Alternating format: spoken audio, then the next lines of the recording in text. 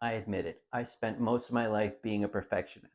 If I couldn't do something exactly right to the letter, I wouldn't do it at all. Paralysis by analysis. It almost stopped me from writing my book. I'm Dr. John D'Ambrosio, chiropractor for over 32 years, author of the book I just mentioned, Fasting That Works, and I lost 20 pounds of fat while maintaining and even building muscle using intermittent fasting. But here is what I finally learned after, unfortunately, decades of this: better done than perfect. That phrase changed everything for me, especially with fasting, because fasting isn't about being perfect. It's about being what? Consistent. And there's a huge difference. Allow me to explain. When I first started fasting, I thought I had to nail it every single day. 16 hours fasted, 8-hour eating window, same schedule, no mistakes. And if I messed up, I beat myself up about it. And sometimes there are points where I just gave up entirely. But that's not how this works. Life happens. You have a birthday party at 5 and your eating window is supposed to close at 4. What do? You make it work. You have a work lunch that you can't avoid. You're on vacation. What do? Again, you make it work. You adapt. That is the real beauty of fasting. It's flexible, it's sustainable. You want to eat breakfast one day? No problem. Just shift your 8-hour window to start at 6 a.m. instead of noon. Big party at 5, move your window the other direction so it closes at 8. Dinner and drinks with friends, start eating at 2 p.m. so your window closes at 10.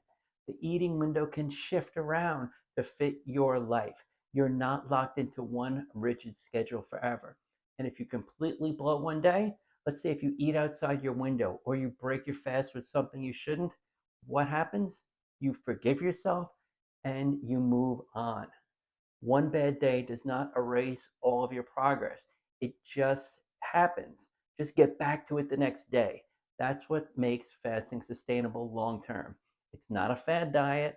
You're not white knuckling it through for 12 weeks and then quit. It is a lifestyle that bends and flexes with your actual life. I've been fasting for quite some time consistently now. And during that time, I've had plenty of days where I didn't fast perfectly.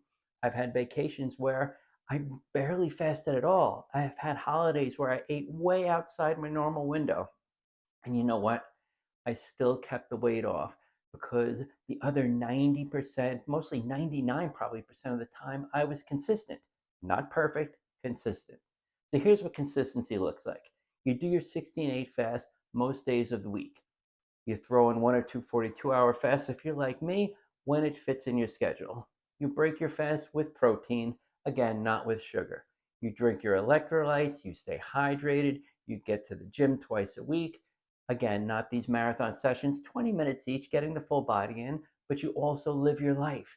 You still go to parties, you still eat pizza on the weekends, you still have wine at wineries, you enjoy an espresso with maple syrup or organic honey, because fasting is not about deprivation. It's about giving your body a break so it can function better. And if that break is slightly shorter one day because life happened, guess what? That's just fine. Just get back to it tomorrow. Compare that to every single other traditional diet. You're on it or you're off it. One cheat meal turns into a cheat day, turns into falling off the wagon completely. And then you feel like a failure, so you give up. Fasting doesn't work that way. Why? Because it's not restrictive. It's restrictive, but in a different way. You're not cutting out entire food groups forever. You're not counting every calorie. You're not measuring portions.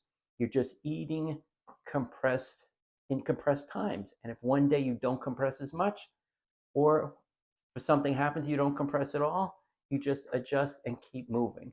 This is why people can really stick with fasting for years. It's not willpower, it's flexibility. I tell people all the time, if you miss a fasting day, just pick up the next day, the next week. If you cut a few hours off your fast, it's not a big deal. If you have something insulin spiking that you shouldn't have had, forgive yourself and move on. We're talking about a lifestyle here, not a fad. You can lose fat very quickly fasting, but this is also a long game, and the long game is more important. Consistency over time beats perfection for a short burst every single time. So if you're someone who's been avoiding fasting because you think you won't be able to do it perfectly, Guess what? I'm telling you right now. You ready? You don't have to. Better done than perfect. Start with a 12-hour window, 12-12, then go to 16-8. Skip breakfast a few days a week instead of every day. Do a 42-hour fast once a month instead of 2 a week. Just start and then adjust as you go. Because the only way to fail at fasting is to never try it in the first place. This is so important. So again, this isn't a license to do whatever you want and stay out of your fasting window or eat horribly for 6 days out of the week and then one day jump on. This is about consistency, but again, it's not about perfection. You want to be more consistent than perfect. Again, I have my link for my free fat loss cheat sheet is in the bio. The link for my Fasting That Works book is in the bio, and the link for my Fasting That Works Fat Loss Master Class is also in the bio. There are resources here. Please use them.